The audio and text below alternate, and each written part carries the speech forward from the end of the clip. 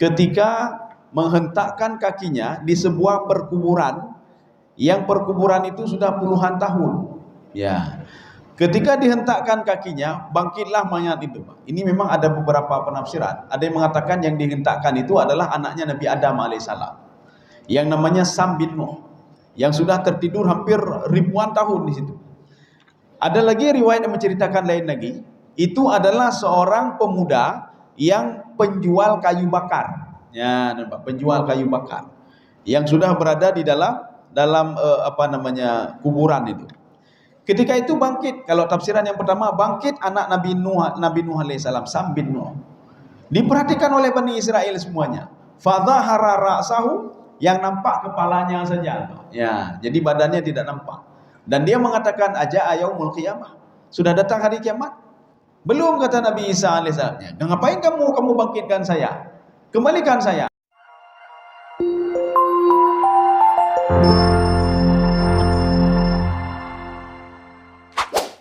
Selamat menonton dan jangan lupa di-subscribe ya. Assalamualaikum warahmatullahi wabarakatuh. Alhamdulillahi rabbil alamin.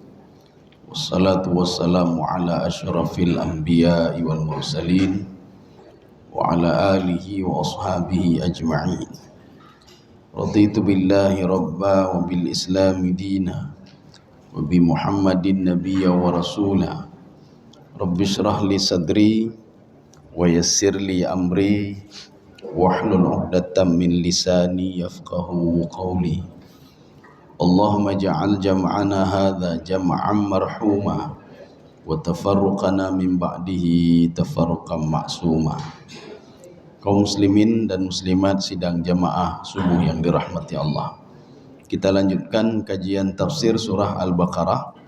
Sudah sampai ayat 73. Jadi pada sebelumnya kita sudah lihat bagaimana untuk mengetahui pembunuh pimpinan kepala suku yang 12, salah satu dari 12 umat Nabi Musa alaihissalam.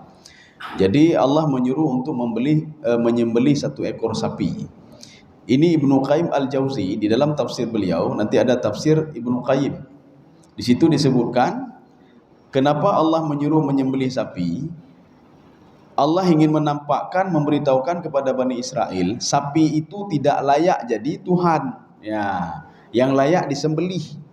Ya, ini yang pertama. Kemudian yang kedua, Imam Ibnu Katsir di dalam tafsir beliau mengatakan, akibat Bani Israel selalu bertanya-tanya ke Nabi Musa, bagaimana warnanya, bagaimana kondisi sapinya, bagaimana sapi lebih rinci lagi, sehingga Allah katakan bukan sapi yang membajak sawah dan mengairi air. Mereka tanya lagi, terus bertanya. Sehingga ketika Allah Subhanahu wa taala mengatakan sapi itu warnanya harus kuning, tidak boleh tua sekali, tidak boleh muda sekali, kemudian bukan sapi sapi pembajak sawah, dan bukan sapi yang mengairi. Sehingga kata Imam Ibnu Katsir dalam tafsir beliau, mereka mencari sapi itu selama 40 tahun baru dapat. Ya. Makanya ketika Allah mengatakan la syata fiha, coba kamu cari sapi musallamatul la syata fiha, tidak ada aib dan tidak ada belang-belangnya di sapi itu. Makanya mereka mencari selama 40 tahun, fawajaduha inda ahli baqarin. Ketika itu baru diketemukan sapi itu selama 40 tahun. Fadzabahuha, kata Imam Ibnu Katsir. Baru dia sembelih sapi itu. Ini gara-gara banyak bertanya. Akhirnya susah juga diri sendiri. Selama 40 tahun dia cari sapi itu. Sekarang sapi sudah disembelih. Maknanya apa kalau kita merujuk ke dalam tafsir Ibnu Katsir? Itu jasad mayat itu sudah 40 tahun terus seperti itu. Jadi walaupun sudah 40 tahun dia bisa bangkit kembali nanti. Jadi walaupun meninggal waktu itu, diajukan oleh pengikut Nabi Musa untuk mengetahui pembunuhnya, diketahui setelah 40 tahun kemudian. Jadi dengan menyembelih seekor sapi. Sekarang kita lihat apa yang dilakukan Nabi Musa. Ada sapi, ada jasad, ada mayat di situ. Apa yang Nabi Musa lakukan? Ya, sekarang kita lanjut ayat 73. A'udzu billahi minasyaitonir rajim. Bismillahirrahmanirrahim. Kita baca dulu isi ayat 73 dulu, baru kita terjemahkan dan tafsirkan. Faqul nadribuhu bi ba'dihha kadzalika yuhyillahu al-mauta wa yuriikum ayatihi la'allakum taqilun. Ya, jadi sekarang kita pilah-pilah. Faqul nadribuhu bi ba'dihha. Ya, coba dibaca. Lalu kami berfirman, pukullah mayat itu dengan sebagian anggota sapi betina itu. Ya. Allah menyuruh kepada Nabi Musa untuk memukul mayat tadi dengan salah satu anggota sapi. Di sinilah kalau kita lihat tafsir, ikhtalafal mufassirun. Jadi para penafsir itu berbeda pendapat. Fi a'dha'i al-baqar. Anggota tubuh mana yang diambil? Tapi kebanyakan kalau di dalam tafsir At-Tabari beliau mengatakan al-fakhidhu. Fakhidhu itu apa? Pahanya sebelah kanan. Al-fakhidhuhul yumna. Sebagian tafsir mengatakan ketika habis disembelih yang diambil telinganya. Sebagian mengatakan lisanuha. Jadi lidah sapi tadi. Ada yang mengatakan idhamuha, tulang sapi. Jadi sapi itu disuruh sembelih, bersihkan dulu, ambil tulangnya. Ya. Tetapi banyak pendapat mengatakan itu adalah fakhidaha al-yumna. Jadi kaki sapi sebelah kanan. Diambillah kaki sapi sebelah kanan. Nabi Musa tidak bertanya-tanya. Ada apa dengan paha sapi ini? Jadi Allah ingin menampakkan apa? Apapun yang diberitahukan oleh Allah, apapun yang disuruh, jangan tanya-tanya. Maka Nabi Musa enggak bertanya. Karena mungkin sudah kualat ya. Banyak sekali bertanya. Nabi Musa kan yang paling banyak berdialog dengan Allah kan Nabi Musa. Termasuk Nabi Musa juga ingin melihat Allah Subhanahu wa taala. Ketika itu Allah mengatakan, "Qal lantarani, kamu tidak bisa melihatku." Saya ingin lihat juga ya Allah. Oh, bisa juga kata Allah. Kamu pergi ke sebuah gunung. Fa ini istaqarra makanahu fasawfa tarani. Kalau nanti gunung itu masih pada tempatnya, kamu akan bisa melihatku. Tetapi gunung itu meledak dan tidak pada tempatnya lagi. Akhirnya Nabi Musa pingsan dan mengatakan, saya beristighfar, saya minta maaf ya Allah. Ya, saya minta maaf. Kaum muslimin sedang jemaah yang dirahmati Allah Subhanahu wa taala. Inilah hikmah di balik perintah Allah tanpa bertanya-tanya. Kenapa harus begini? Kenapa begitu? Kenapa ketika kita janabah harus mandi junub?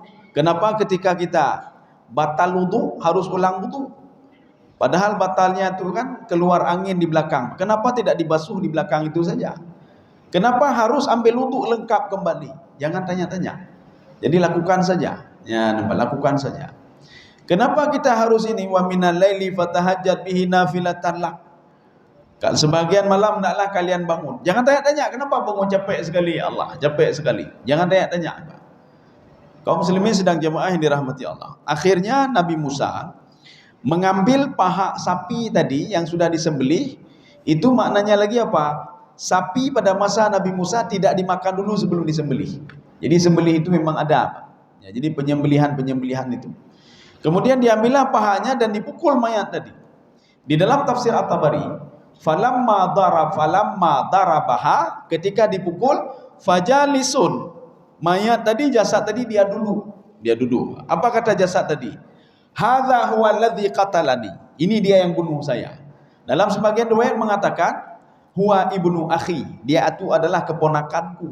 Sebagian mengatakan sepupu, sebagian mengatakan keponakanku. Setelah mayat ini berbicara, kemudian dia meninggal lagi. Semua ini disaksikan oleh Bani Israel. Tetapi Bani Israel tetap keruhulai. Ya, tetap keruhulai. Artinya apa? Dia tidak kurang yakin juga dengan Allah Subhanahu wa taala. Tetapi mereka yakin dengan pembunuhnya. Ketika diinterogasi pemuda itu memang dia betul yang membunuh. Makanya pemuda itu setelah itu qabada itu ditahan dan ditangkap. Kaum muslimin sedang jamaah yang dirahmati Allah Subhanahu wa taala. Jadi Allah menyuruh untuk memukul dengan paha sapi sehingga jasad tadi bisa bangkit kembali. Ini sama seperti Nabi Isa alaihissalam ketika menghentakkan kakinya di sebuah perkuburan yang perkuburan itu sudah puluhan tahun. Ya. Ketika dihentakkan kakinya, bangkitlah mayat itu. Ini memang ada beberapa penafsiran. Ada yang mengatakan yang dihentakkan itu adalah anaknya Nabi Adam alaihissalam, yang namanya Sam bin Nuh, yang sudah tertidur hampir ribuan tahun di situ. Ada lagi riwayat yang menceritakan lain lagi, itu adalah seorang pemuda yang penjual kayu bakar. Ya, nampak, penjual kayu bakar yang sudah berada di dalam kuburan itu. Ketika itu bangkit, kalau tafsiran yang pertama, bangkit anak Nabi Nuh alaihissalam, Sam bin Nuh. Diperhatikan oleh Bani Israel semuanya. Fadhahara ra'sahu, yang nampak kepalanya saja. Ya, jadi badannya tidak nampak. Dan dia mengatakan, aja'a yaumul qiyamah. Sudah datang hari kiamat? Belum, kata Nabi Isa alaihissalam. Ya, ngapain kamu bangkitkan saya? Kembalikan saya. Akhirnya kembalikan lagi. Ini supaya apa? Diperlihatkan kepada Bani Israel mukjizatnya Nabi Isa alaihissalam. Tapi Bani Israel tidak percaya juga. Dalam satu riwayat lagi, Nabi Musa menghentakkan kakinya di sebuah perkuburan seorang penjual kayu bakar. Ketika dia bangkit dari kuburnya, apa kata dia? Wahai Nabiullah Isa, apakah sudah datang kiamat? Nabi Isa mengatakan, belum. Ada apa dengan kamu? Saya menunggu-nunggu ditiup sangkakala yang kedua. Kenapa? Apakah kamu sudah berbuat dosa? Saya sudah berbuat dosa, katanya. Tapi apa? Dosa saya itu kecil sekali. Dosa saya kecil sekali. Tetapi saya tersiksa dengan dosa itu. Allah minta pertanggungjawaban saya terhadap dosa itu. Nabi Isa bertanya, apa dosamu? Kata Nabi Isa alaihissalam. Pemuda ini mengatakan, saya seorang penjual kayu bakar. Pekerjaan saya halal. Kayu yang saya ambil juga halal, bukan kayu orang lain. Kapak yang saya gunakan halal. Saya berangkat tidak pernah menzalimi orang lain. Tidak pernah saya kurangi timbangan. Tidak pernah saya bohongi orang lain. Tidak pernah. Cuma pada suatu hari, ada seseorang memesan kayu sama saya. Saya pergi ke gunung. Saya potong kayu itu. Ketika saya ingin mengantarkan ke rumahnya, ada sesuatu mengganjal di gigi saya. Saya ambil potongan kayu itu sedikit, saya congkel gigi saya, kemudian saya buang. Ketika saya meninggal dunia, Allah bertanya kepada saya, mana kayu yang kamu buang? Pemuda ini mengatakan, ada apa ya Allah dengan kayu itu? Itu kayu orang lain itu. Kenapa kamu ambil dan kamu buang? Kamu harus bertanggungjawabkan, kata Allah. Kamu cari orang punya kayu itu. Nanti di padang mahsyar harus kamu ketemukan dia. Kalau enggak kamu bermasalah, kata Allah. Maka pemuda tadi, artinya selama ini kata beliau, saya sengsara terus. Sebelum nanti dibangkitkan di padang mahsyar, saya akan mencari dia ketika di padang mahsyar nanti untuk mengembalikan kayunya. Ya, padahal yang diambil cuma sedikit saja. Apalagi kalau ini kita korupsi punya orang lain, kita zalimi orang lain, kita kurangi timbangan, kita bohongi orang lain. Kaum muslimin sedang jamaah yang dirahmati Allah Subhanahu wa taala. Kemudian jasad tadi mati lagi deh, Pak, meninggal lagi. Ya, meninggal lagi. Ini sama seperti juga mukjizatnya Nabi Isa alaihissalam. Fayanfukhu fihi fayakunu tayran biiznillah. Beliau mengambil tanah dan beliau meniup tanah itu dengan izin Allah Subhanahu wa taala. Pada ayat lain Allah mengatakan biizni. Itu Nabi Isa alaihissalam, dia meniup sesuatu tanah itu menjadi burung itu dengan izinku, kata Allah. Burung yang dimaksud adalah burung merpati. Ada yang mengatakan bukan merpati, ya, tetapi burung yang lain. Burung ini bisa terbang sehingga disaksikan oleh Bani Israel. Tetapi setelah terbang hanya berapa lama, kemudian dia jatuh dan jadi tanah kembali. Ya, sama seperti ini. Setelah dia bangkit, dia berbicara, siapa yang membunuh dia, kemudian dia meninggal kembali. Tapi berbeda nanti di padang mahsyar. Seorang yang berani membunuh anaknya atau membunuh karakter anaknya, karakter anak dia bunuh, Pak. Nyo hanjut, je hanjut, diarahkan entah ke mana-mana anaknya, Pak. Sehingga anaknya alih pujud anak hom. Nanti di padang mahsyar anak ini akan minta pertanggungjawaban sama Allah Subhanahu wa taala. Dan dia lengket di badan ibunya. Apa kata anak itu? Hadhihi ummi allati qatalatni. Ya, ini yang tafsiran dari ayat wa idzal mau'udatu su'ilat. Apabila anak yang dibunuh itu, apakah dibunuh jasadnya atau dibunuh karakternya oleh orang tuanya, akan ditanya oleh Allah Subhanahu wa taala. Kamu kenapa lengket dengan ibumu?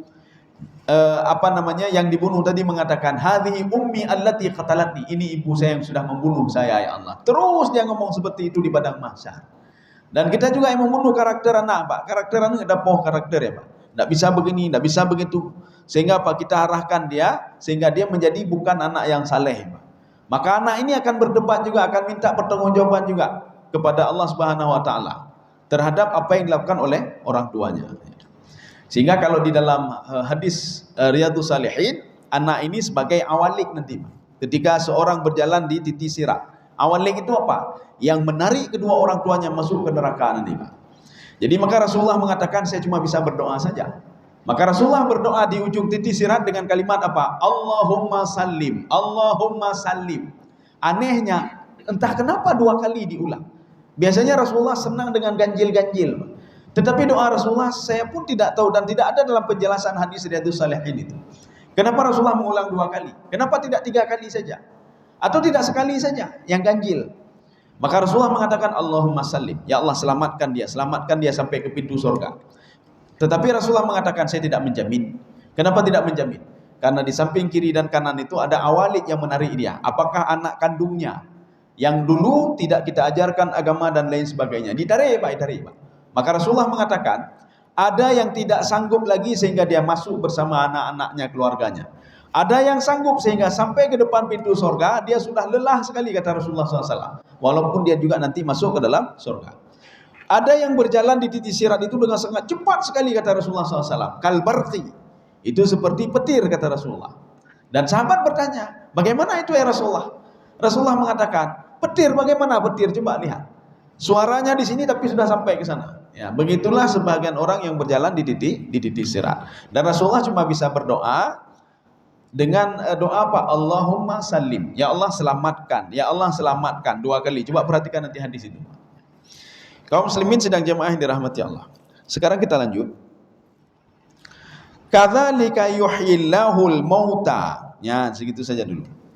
Demikianlah Allah menghidupkan kembali orang-orang yang telah mati. Iya. Ini pelajaran bagi kita supaya kita tahu di padang mahsyar bagaimana nanti Allah hidupkan kita. Ketika tiupan sangkakala yang pertama. Apakah daging itu, paha sapi itu bisa menghidupkan orang mati? Tidak. Itu sebagai perantara saja. Apakah tiupan sangkakala bisa membuat kita bangkit? Tidak juga, tanpa izin Allah Subhanahu wa taala. Itu hanya sebagai sarana saja. Karena kita tidak bisa melihat Allah. Kita tidak bisa mendeteksi. Maka Imam Ghazali mengatakan begini, kalau kamu ingin mengenal Allah Subhanahu wa taala, gunakanlah hatimu. Maka dekatilah Allah dengan membaca Al-Qur'an, ya, dengan membaca hadis. Kita akan tahu melalui sifat-sifatnya. Maka Allah mengatakan dalam Al-Qur'an, fa amman a'ta wattaqa wasaddaqa bil husna. Ya, barang siapa yang bersedekah, wattaqa ini apa? Dia anggota tubuhnya bertakwa kepadaku. Dia menjaga tangannya, menjaga matanya, menjaga mulutnya, anggota tubuhnya untuk tidak berbuat maksiat. Makanya orang yang masih berbuat maksiat itu bukan muttaqin namanya, bukan takwa namanya, Pak. Hana, Pak. Sudah 2. Yang ketiga, wasaddaqa bil husna. Dia yakin dengan nama-namaku, kata Allah. Ketika dia ditimpa musibah, dia teringat kepada Allah. Kenapa? Yang memberikan musibah itu adalah Allah. Salah satu sifat Allah adalah ad-dar. Ya, Pak. Al-basit, yang memberikan rezeki. Al-qabid, dia susah sekali mencari rezeki hari ini, dia teringat kepada Allah. Yang membuat susah itu adalah Allah. Yang membuat memberikan rezeki adalah Allah Subhanahu wa taala. Kalau ada 3 sifat ini sama dia, kata Allah. Sifat bersedekah, galak sedekah, dia menjaga anggota tubuhnya untuk tidak berbuat maksiat dan hatinya. Dan kemudian yang ketiga, dia yakin dengan nama Allah Subhanahu wa taala. Fasanu yasiruhu lil yusra. Saya permudah terus menerus hidupnya. Dari waktu itu sampai dia nanti di padang di alam barzah, sampai di padang mahsyar dan sampai masuk ke dalam surga. Saya permudah hidupnya. Maka kalau kita yang susah-susah, kita tanya dulu, apakah saya sudah bertakwa? Ya, Pak. Pernah lu bersedekah?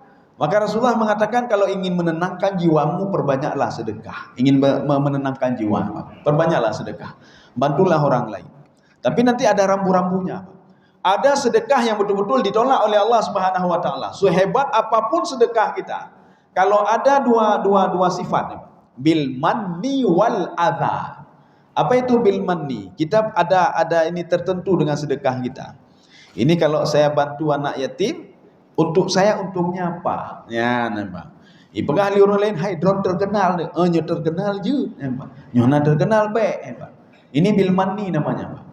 Atau begini, kalau saya bantu anak yatim, untung untuk saya ke depan apa?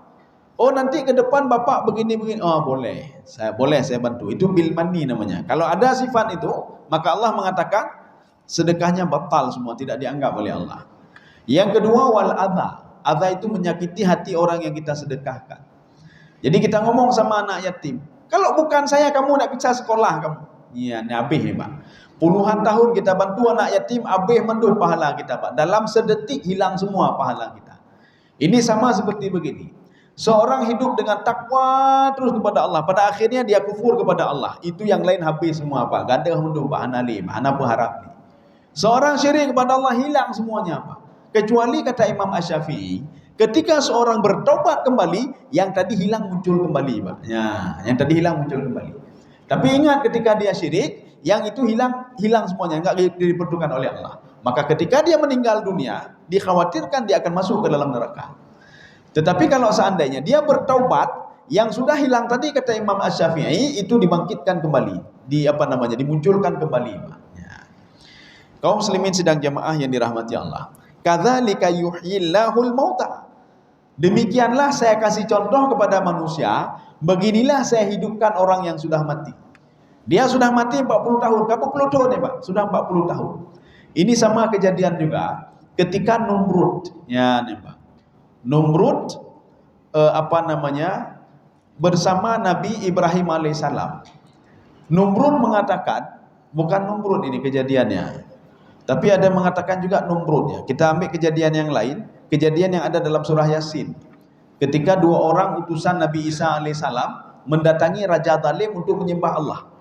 Kemudian apa? Dua orang tadi sudah dibekali oleh Nabi Isa, bisa menghidupkan orang mati, bisa menyembuhkan, bisa menghidupkan orang mati. Ketika itu apa kata Raja Zalim? Ini kejadiannya di Yordania. Apa kata Raja Zalim? Kalau kamu bisa menghidupkan orang mati, itu di sel itu ada orang mati yang sudah lama sekali di situ. Coba hidupkan kembali. Rupanya dengan izin Allah Subhanahu wa taala orang mati tadi bisa hidup. Pertanyaannya, apakah orang itu bisa menghidupkan orang mati? Sebenarnya tidak. Tapi dengan izin Allah Subhanahu wa taala. Itu sebagai perantara saja.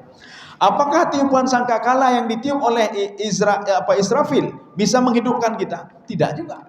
Tanpa izin Allah Subhanahu wa taala. Apakah tongkat Nabi Musa itu bisa membelah lautan menjadi dua? Tidak juga. Kalau tanpa izin Allah Subhanahu wa taala. Ini kalaupun nanti tongkatnya diketemukan, tongkat Nabi Musa, Pak, diambil oleh seseorang, dia ingin belah lautan lagi, tidak bisa terbelah lautan. Atau diambil tongkat apa, jadilah ular, tidak jadi juga kalau tidak ada izin Allah Subhanahu wa taala. Makanya Nabi Musa alaihissalam ketika mereka dikejar oleh Fir'aun, posisi Nabi Musa di mana? Bukan di depan. Kalau kita kan di depan, Pak. Menyona apa-apa, pemimpin ilikulai, Pak, ilikulai. Karena ada musibah di belakang, maka dia lari di depan. Tapi Nabi Musa tidak, beliau di belakang, sehingga pengikutnya semua di depan, ya semua di depan, beliau di belakang. Artinya, kalaupun nanti Fir'aun sudah mendekati, yang duluan di ini adalah Nabi Musa alaihissalam. Ketika sampai ke tujuan, Nabi Musa langsung membalikkan tubuhnya karena di belakang Fir'aun. Nabi Musa mengambil tongkatnya dan menghentakkan tongkatnya di tanah dengan dalih untuk air tadi tertutup kembali. Tapi Allah mengatakan, ya Musa, tongkatmu tidak bisa memberikan mudarat dan manfaat. Tongkatmu itu kan kayu biasa itu. Biar saya yang tutup lautan ini, kamu pergi saja bersama kaummu. Akhirnya apa? Ditutuplah lautan itu. Ya, ditutuplah lautan. Makanya tongkat Nabi Musa tidak ada mudarat. Nabi Isa tidak bisa menghidupkan orang mati tanpa izin Allah Subhanahu wa taala. Inilah mukjizat namanya. Jadi Allah ingin menampakkan kepada kita juga, jangan nanti cerita ini kan cerita Bani Israel dulu nih. Sapi yang dipukulkan pada mayat yang sudah mati kemudian bangkit kembali. Ini juga pelajaran bagi kita. Begitulah Allah menghidupkan orang mati. Begitulah kita nanti bangkit nanti di padang mahsyar. Makanya beda kita dengan orang kafir. Orang kafir yakin dia mati, Pak. Tetapi dia tidak yakin bangkit kembali. Ya, Pak. Jadi kita diharapkan yakin kepada mati. Tidak ada orang yang tidak yakin pada mati, Pak. Orang salat tidak salat semua yakin mati, Pak. Kalau nggak percaya waktu dia sakit coba tanya. Kiban menyo mati kiban. Oh, usahakan baik mati, Pak. Dia tahu dia akan mati, Pak. Itu pun dia akan mati. Ketika kecelakaan atau apa saya, itu pun dia akan mati, Pak. Dan dia yakin mati kenapa? Karena orang tuanya dulu ada, sekarang tak ada lagi. Anaknya ada, sekarang tak ada lagi. Dia yakin mati, Pak. Tetapi dia tidak yakin nanti dibangkitkan lagi di padang mahsyar. Makanya kenapa kita terus mengkaji Al-Quran, kita mengkaji hadis dan lain sebagainya, supaya kita yakin hari kebangkitan itu akan ada. Bagaimana caranya? Beginilah dengan baca ini, Pak. Artinya Allah bisa membangkitkan sesuatu yang sudah mati. Ini pemuda ini kan sudah mati, Pak. Pimpinan kabilah ini. Tapi dia bisa hidup kembali. Makanya Allah mengatakan begini, paling simple lagi, Pak. Kalau kamu ingin tahu bagaimana dibangkitkan di padang mahsyar nanti, lihatlah orang tidur, Pak. Ya, itu orang tidur itu orang mati dia, Pak. Mati, Pak. Kenapa mati? Coba lihat doa tidur, Pak. Bismikallahumma ahya wa bismika amut. Dengan namamu saya hidup, dengan namamu saya mati. Kita tidur. Ini ada dua kemungkinan. Ada orang yang bangun lagi, ada yang tidak bangun-bangun lagi, Pak. Maka ketika dia baca doa lagi, alhamdulillahilladzi ahyana ba'dama amatana wa ilaihin nusyur, berarti mentauhid. Ada juga orang enggak baca lagi doa itu, berarti kambing akan meninggal. Dari tadi dia berdoa bismikallahumma ahya wa bismika amut. Saya hidup dan saya mati dengan namamu ya Allah. Tidak bangun-bangun lagi, Pak. Ya, tidak bangun lagi.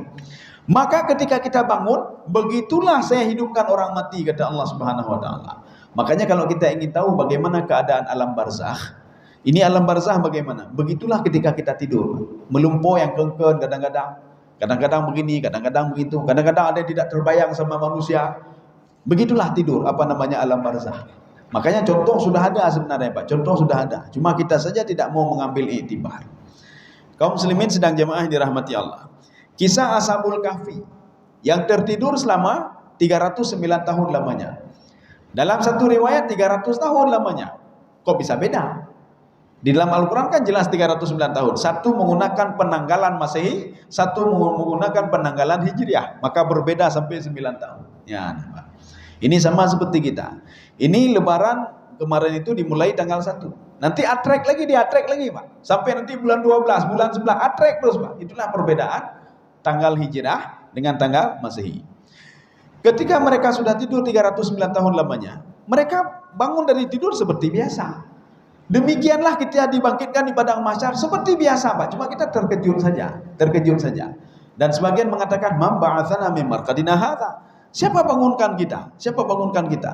Seperti kita sedang tertidur, baru bangkit itu masih hana tepu-tepu, Pak. Enggak tahu apa-apa kita. Setelah kita duduk nanti lama-lama baru kita tahu kita sudah tertidur, ya. Demikian pula nanti di padang mahsyar. Maka kelompok ini mengatakan, "Man ba'atsana min marqadina hadza ma wa'adar rahman wa sadaqal mursalun." Siapa bangkitkan kita? Dijawab oleh temannya, ini kan janji yang ada dalam Al-Quran. Oh ya, yang baru ingat demikian, Pak, ya. Kaum muslimin sedang jemaah dirahmati Allah. Sebagian kita tidak bisa menalar juga. Itu Ashabul Kahfi kan sudah lama sekali. Walaupun ada cerita dalam Al-Quran, hanjit dan nalar. Oh, jijit kata Allah, boleh juga. Sekarang coba lihat kata Allah. Coba lihat biji-bijian yang ada di tanah itu. Biji-bijian itu kenapa tumbuh kata Allah? Kenapa bisa tumbuh? Padahal dia kan sudah mati bijian itu, Pak. Jadi ada sebuah pohon mangga. Pohon mangga itu berbuah. Kemudian buahnya sudah tua dan jatuh.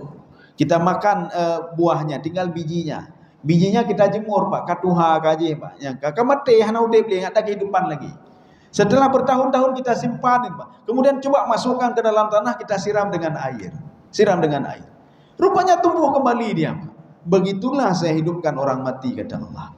Dia sudah tinggal bijinya saja, Pak. Pohon tidak ada lagi, daun tidak ada lagi, yang tinggal bijinya saja.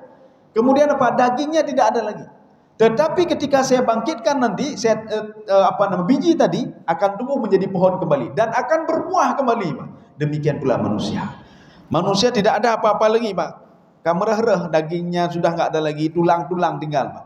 Tetapi saya bangkitkan kembali seperti buah-buahan tadi. Akhirnya, Pak, lengkap kembali dia. Ya, Pak. Jadi biji-bijian tadi setelah dia tumbuh besar, dia akan berbuah kembali, buah itu kembali seperti semula. Ini bagaimana caranya kata Allah? Saya yang menghidupkan mereka. Saya yang membuat seperti itu. Maka yakinlah kepada hari kebangkitan. Makanya cerita ini mengajarkan kita untuk yakin dan tidak perlu ragu. Kalau manusia sudah meninggal dunia, itu bisa dibangkitkan kembali oleh Allah Subhanahu wa taala. Ya.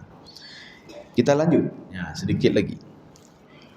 Wa yurikum ayatihi la'allakum ta'qilun. Ya, coba dibaca. Dan memperlihatkan padamu tanda-tanda kekuasaannya agar kamu mengerti. Ya, ini sebenarnya itu bahasanya sudah bagus sekali, Pak. Bahasanya begini, kalau bahasa tafsir begini. Wa yurikum ayatihi. Yurikum itu apa? Menampakkan dengan matamu sendiri. Kita kan lihat orang mati di depan kita. Kita kan melihat, makanya kenapa sunnah mengikuti orang ke kuburan, Pak. Tak kala nurungian, Pak. Kenapa juga dianjurkan untuk salat jenazah? Tak kala nurungian, Pak. Ya. Kemudian ketika mandikan mayat juga, kita lihat juga mayat itu, Pak.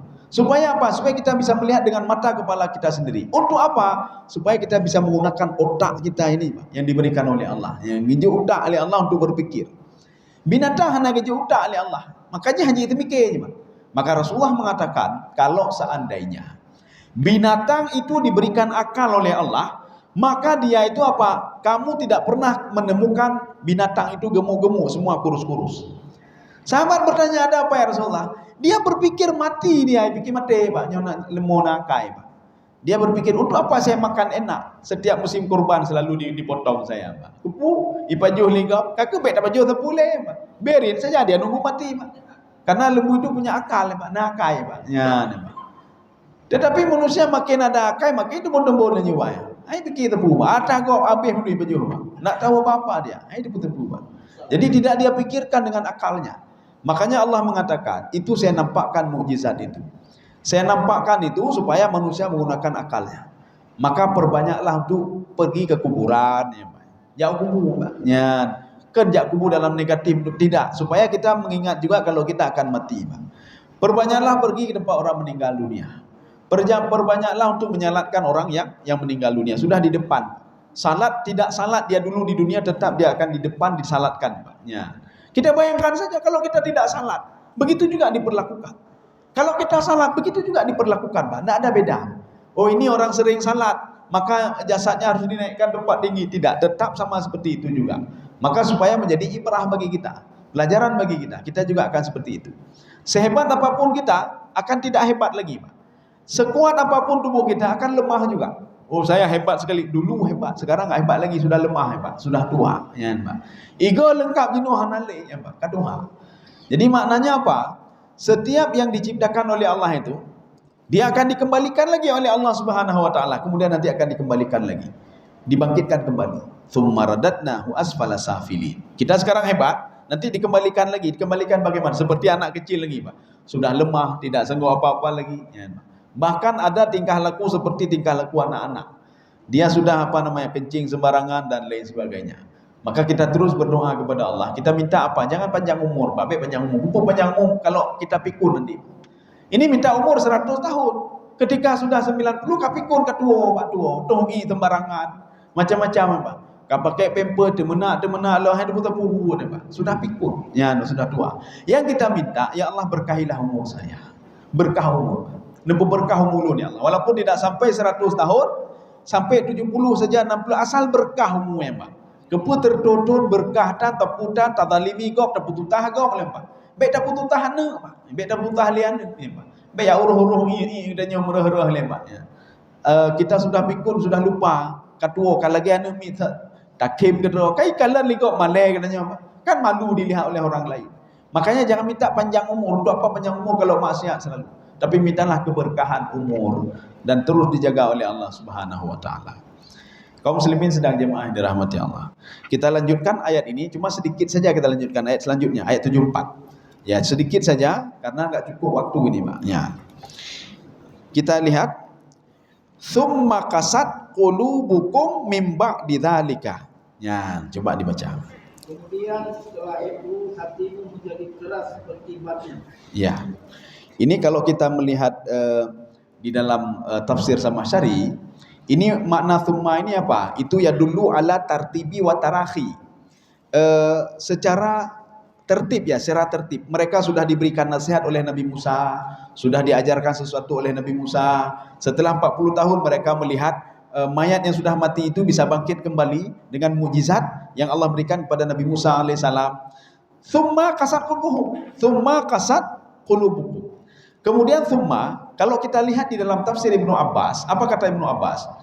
Thumma itu ya dulu ala taba'udil ahwal, menunjukkan waktu yang lama sekali. Maknanya apa? Setelah sekian lama, mereka itu rupanya tidak pakai otak juga, Bani Israel itu. Mereka makin ingkar saja kepada Allah Subhanahu wa taala. Jadi tidak bisa menjadi pelajaran. Ini sama seperti manusia setiap hari melihat orang meninggal, kalau orang meninggal, tidak pernah berubah sedikit pun. Ya, ini diungkapkan dengan kalimat thumma. Thumma itu apa? Dalam tenggang waktu yang lama. Seperti habis tsunami. Habis tsunami mereka taat dan patuh kepada Allah. Ya, nak sembahyang. Tapi dalam tenggang waktu yang lama, karena ke sembahyang leh. Alah, baik sembahyang leh lah. Kahit dah. Tsunami bi katrit dah kan. Tapi menyangkut tsunami dekat dalam Allah Akbar sembahyang lah, Pak. Salat lagi, Pak. Ya. Jadi seperti di salah satu tempat. Waktu itu kan kita habis tsunami, Pak. Habis tsunami ada gempa susulan. Rupanya pas susulan waktu itu di waktu subuh, waktu subuh, Pak. Ya. 5 menit lagi sebelum azan subuh itu ada gempa susulan. Goyang gempa luar biasa, Pak. Itu bit orang mandum, Pak. Ketika saya pergi ke masjid, orang tak pernah dalam masjid. Saya tanya, "Bapak kok ke masjid?" "Hai pun anak masjid gempa pun ya, Pak. Gempa ya, Pak. Daripada mati rumah ke mati masjid, mati syahid, Pak. Mati syahidnya, Pak." Jadi artinya apa? Gara-gara gempa tadi taat dia pada Allah, Pak. Makanya kalau seperti itu lebih baik enggak usah azan lagi, Pak. Azan baik. Pak. Jadi gempa mendap. Jadi makanya dalam sehari 5 kali saja gempa penuh orang dalam masjid. Sebelum subuh gempa lewat, Pak. Ya la ilaha illallah, nya penuh di masjid, Pak. Leho binajid. Karena apa? Dengan susah payah muazin azan, Pak. Klik-klik lah, Pak. Bukan di sini saja tempat-tempat lain begitu juga azan, Pak. Banyak sekali azan. Tapi biasa betul. Coba gempa, Pak. Kegiatan semua ditinggalkan. Kalau sedang azan, nyanduk rapat, Pak. Kepada bapak-bapak, ibu-ibu sekalian, ibadah pimpinan rapat. Sedang azan, berhenti sebentar. Kita dengar azan dulu. La ilaha illallah. Sudah, rapat kita lanjutkan kembali. Ya gimana, Pak? Sudah habis azan, cuma dengar azan saja. Kemudian rapat lanjut kembali. Yang dikatakan mendengar azan, tinggalkan rapat, pergi salat, ya, Pak. Pergi salat. Tetapi coba gempa waktu itu. Hana urung pegang. Kita nikmati dulu gempa sebentar, ya, Pak. Setelah itu kita lanjutkan. Hana apa? Belum uju, Pak. Belum uju. Hana le menikmati. Kalau azan kita nikmati, kita dengar dulu azan dulu ya. Habis azan, ya rapat kita lanjutkan. Tetapi ketika gempa nampak prehli, Pak. Ya nampak prehli, Pak. Ya langsung belum uju, Pak. Hana preh tiat. Jadi makanya cukup pegempa mendap. Ya inilah makna thumma di sini. Ketika mereka melihat itu jasad itu bisa ngomong, mereka takutnya luar biasa. Sebelumnya kan sudah juga diangkat bukit Tur di atas kepala mereka. Mereka takutnya luar biasa. Tapi dalam tenggang waktu yang lama mereka buat ingkar lagi, Pak. Ya, ini makna thumma. Tetapi kalau kita ketemukan di dalam Al-Qur'an, sama itu berbeda dengan thumma. Sama itu apa? Di dalam Al-Quran disebutkan begini, Sammara'aita na'iman wa mulkan kabira. Ya Muhammad, kalau kamu masuk ke dalam surga, kamu akan melihat apa nikmat yang sungguh luas sekali, besar sekali. Sama itu menunjukkan alal wus'ah, begitu luasnya, itu sama. Tapi kalau thumma itu waktu yang tenggang waktu yang lama sekali. Ya, ini thumma. Kalau sama menunjukkan tempat yang sangat luas sekali, tidak ada batasnya. Begitulah surga nanti. Ya. Fahiya kal hijarah. Jadi hati mereka itu seperti batu. Maka hati-hati, Pak. Kalau hati sudah keras, yang dia umpamakan lagi bate. Makanya hati ini kata Imam Al-Ghazali, al-qalbu mithlul malik. Ini dalam kitab beliau Ihya Ulumuddin. Hati itu seperti raja. Kalau raja jelek, enggak baik, anggota tubuh juga enggak baik. Kalau raja baik, maka seluruh anggota tubuh baik. Maka ketika hati ini tenang, kita tidur pun nyaman, enak. Ketika hati gundah, enggak bisa tidur. Bagaimana cara bayar ini gaji pegawai besok ni? Susah hati, Pak. Tidur pun enggak bisa. Kemudian sakit juga, jantungan dan lain sebagainya. Gara-gara apa? Hati tidak tenang. Coba hati tenang, semua tenang, Pak, nyaman, tidur enak, semua enak. Makanya Rasulullah berani tidur di bawah pohon korma, dengar ini. Umar bin Khattab berani tidur di bawah pohon korma. Apakah enggak takut dengan orang lain yang ingin membunuhnya? Enggak takut Rasulullah, enggak ada dosa dengan orang lain, Pak. Coba kita lihat pemimpin kita, berani tidur sampai jalan, menyukai pecerok lingkau, Pak. Ya, Pak. Hana kejut, Pak, enggak berani, Pak. Selalu ada pengawal yang bajak, pengawal. Rasulullah kan tidak. Tidur di mana saja. Maka nanti dengan para budak itu gedung Rasulullah, ya, Pak. Bahkan tertidur situ, Pak. Enggak ada apa-apa, kenapa? Hatinya sudah tenang. Kita nak tenang, menjaga alun dia, Bu. Itimba alun, jaga alun bu. Saya dianiaya sama mereka nanti jali pak, dikawal. Semuanya begitu kan, dikawal semuanya. Tapi kalau hatinya sudah tenang, nggak perlu dikawal. Umar bin Khattab, hatinya sudah tenang, nggak perlu dikawal. Sehingga ada orang yang ingin ketemu dengan Amirul Mukminin, padahal yang itu adalah di depannya Umar bin Khattab. Saya ingin ketemu dengan Amirul Mukminin, ya nampak. Mau lihat istana dia dan lain sebagainya. Amirul Mukminin itu di depan kamu, katanya. Dia biasa-biasa saja penampilannya. Ya, jadi saya rasa cukup sekian. InsyaAllah ini kita lanjutkan lagi. Kita akan menjelaskan hati yang keras nanti, Pak. Ya, pertemuan selanjutnya. Kenapa hati itu bisa mempengaruhi anggota tubuh yang lain? Kenapa ketika hati keras, semua juga keras? Itu akan kita bahas insyaAllah pertemuan besok. Ya, besok subuh insyaAllah. Mudah-mudahan ada manfaat bagi saya sendiri dan jemaah sekalian. Subhanakallahu bihamdika asyhadu an la ilaha illa anta astaghfiruka wa atubu ilaik. Assalamualaikum warahmatullahi wabarakatuh.